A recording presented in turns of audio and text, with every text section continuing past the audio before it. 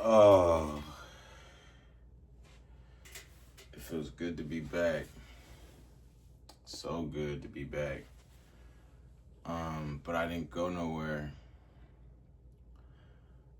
Like I said in the last video, I took the time to get myself into the right mental space. But also, I'm young in this journey.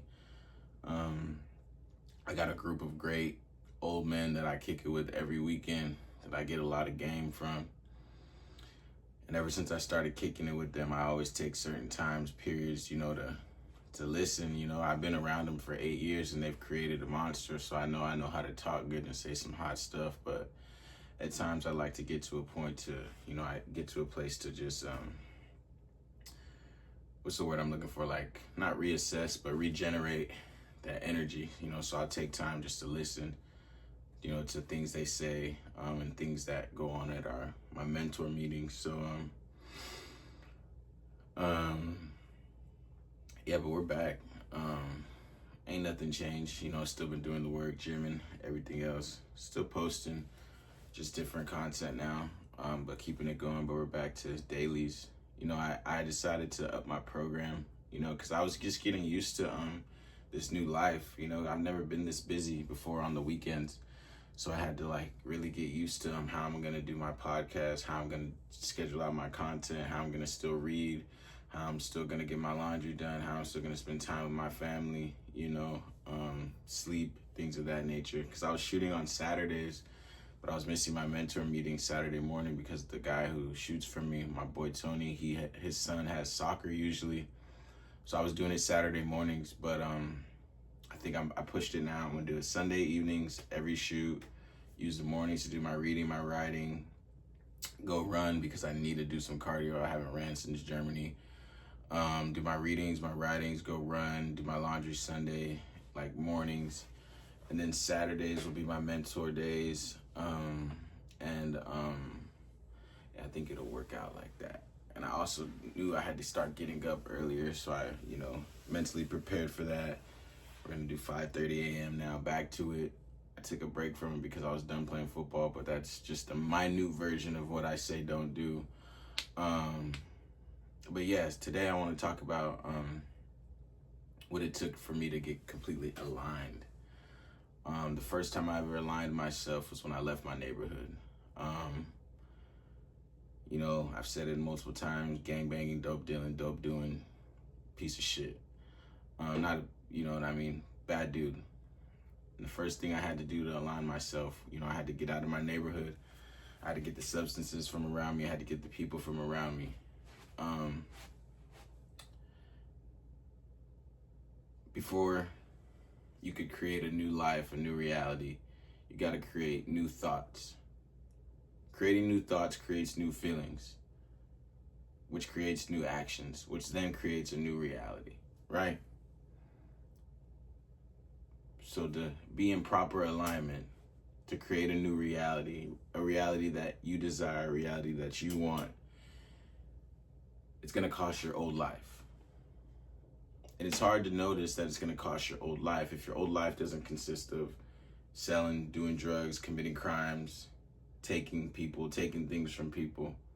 It's gonna be real hard to notice that you need to forfeit your old life for a new life if your old life doesn't look that bad. It's easier for people like me in my situation because it's very hectic, it's very distorted. It's evident. First time you do meth, you gotta stop doing it, That's why I notice people, they start drinking at 15 and they don't realize till 35 that they're alcoholic. But it's like if you were taking perks from 15 all the way until 30, even if it was just on the weekends, you're a drug addict by default. So if you've been drinking alcohol from 15 to 35, even if it's just on the weekends, you're alcoholic by default. So to be completely aligned, it takes your old life to get a new one. You got to forfeit your old life to get the new one. You've heard the saying, the life you want is going to cost your old one. So, an example of this in my life today, my life doesn't look that of which it used to look. I'm not actively gangbanging. I'm not selling dope. I'm not on drugs. I'm not stealing, robbing, taking, my life has been good for a while. I went to school, played college football, did all that, you know, but I'm no longer in school. I'm no longer in college. You know what I mean? I'm no longer playing football. So, to get completely aligned, I had to forfeit my old life for my new one. Sometimes those things you'll forfeit are the things you love the most. People, places, and things. Places and things you can't really take with you, but the people, there's hope for them. Because if they're really your people and they love you like you love them, and they see you changing it after a new life, they will change with you because they want to come with you because they love you that much. Girl or guy. It's the gap that Snoop was talking about. And but for me, it was hard to notice I needed to remove certain things out of my life because I had gotten to a place where my life was normal. I had everything most people want out of life, but I knew I wanted more. I've always known and felt that I was destined for more. So I got to this place where, things were going on in my life, certain situations, certain behaviors I was holding on to, hoping, wishing, praying, even, and I didn't let them go. But every time I was ever incapable of not letting go of something, God has always done for me what I couldn't do for myself. So even in this case, he removed the situation, the person, place, or thing, behavior, thought, action. He removed it. I was incapable of doing it myself. Even if I wanted to, I wasn't able to do it. I'm a very hard-headed individual. And I usually don't do something till I want to do it, good or bad. I won't start doing it till I want to do it, and I won't stop doing it till I want to do it. So yeah, I got to a place where I had to remove some things, people, places, and things, thoughts, behaviors, actions, and I wasn't able to. So, but I knew they were the things that needed to go. I knew they were keeping me held in the past. I knew they were keeping me having old ruminating thoughts, which created old ruminating feelings, which created old ruminating actions, which created an old ruminating reality. And my reality was distorted again. Not in the manner of which it used to be, but it was distorted. I was living in a reality that of maybe 2.5, 3 years ago, when it's like my current reality. Those thoughts, feelings, actions no longer serve a purpose here. You know what I mean? Regardless of how I feel or think I feel about them, they no longer serve a purpose here. And that's just the way it goes. You know what I mean? That doesn't mean like, you may never get to experience those thoughts, feelings, and actions again, or you may never get a time to see those people, places, or things again. But it means right now, for this period of life, the universe, he doesn't need, they don't serve a purpose. So he usually will remove them. That's what happened for me. And instantly, because everything else in my life, I would say, is aligned, but was aligned and still is aligned. But certain thoughts, which created certain feelings, which created certain actions, were keeping me stagnant. You know what I mean? And at the end of the day, I just realized it was time for me to do what I'm supposed to do, not what I want. I've noticed I've been running on my own will for a long period of time, and it's harder to live life on your terms instead of life on life's terms. Controlling things that are uncontrollable, thinking about things you have no actual effect on. But as soon as, he removed that thing from my life, my psyche, instantly things changed. I found out I had the second interview for my county job with San Mateo County, and I killed it, the in-person interview. And I would say the day he removed it from my life, I found out I had the other second interview for Santa Clara County job. This was all last week. And I just continued processing. This weekend came. He put a very amazing person into my life, a very amazing person. Just, you know what I mean? I was able to actually see it and be present for it, unlike prior situations. You know what I mean? You can't continue to have old thoughts, old feelings, old behaviors, old actions, and old reality and think you're going to be able to see what's present in your new reality. You always miss it every time. Every time you stay in the past or stay focused on something that's been or something that you have no control over, you always miss what's right in front of you. And I missed a lot of cool things that's been right in front of me, my boy. If you feel me, you feel me. But you know, that's neither here nor there. You know, things are always the way they should be. But like I said, boom, put a very great person in my life. And then I just kept continuing, you know.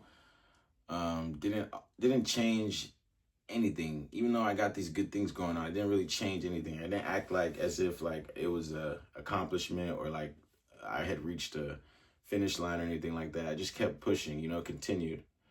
Saturday came around and, you know, I have my podcasting things I do. Go to an event Saturday, show for one of my boys, you know, and I meet the two guys that were the reason I created this podcast. They don't know that. I didn't tell them that. But when I first had these thoughts, it was because of two artists. And I noticed where their trajectory was going. This was in 2016. And since then, they've done exactly what I thought they were going to do. But I never thought I'd be in a place, you know, like level. I knew I could, but I didn't know we were as equal as I thought. Not saying we're equal, but I'm saying I was in the same room with them. And once you get into this, you know, once you see what you want and you realize it's grabbable, touchable, it changes your perspective on things. You know what I mean? It changes the way you see things. It changes the way you feel about the dream. It changes the way you go about achieving the goal. You know what I mean? You need to act as if, and it'll bring it in quicker. If you want to be a rich mogul entrepreneur, you need to do the things every day that a rich mogul entrepreneur would do, and then it'll bring it in quicker. Trust me. But I continued, right? Just kept going. Saturday, got home late, real late. Like I said at the beginning, I wanted to change my Sunday program. This was the first Sunday. Got home real late. Had another shoot Sunday at 3:30. Got home, go to sleep, you know, do my thing, wake up, read, write, journal. I wanted to start using my Sundays to read more of the Bible, more of my Quran, and I wanted to start running the hill. I went and did that.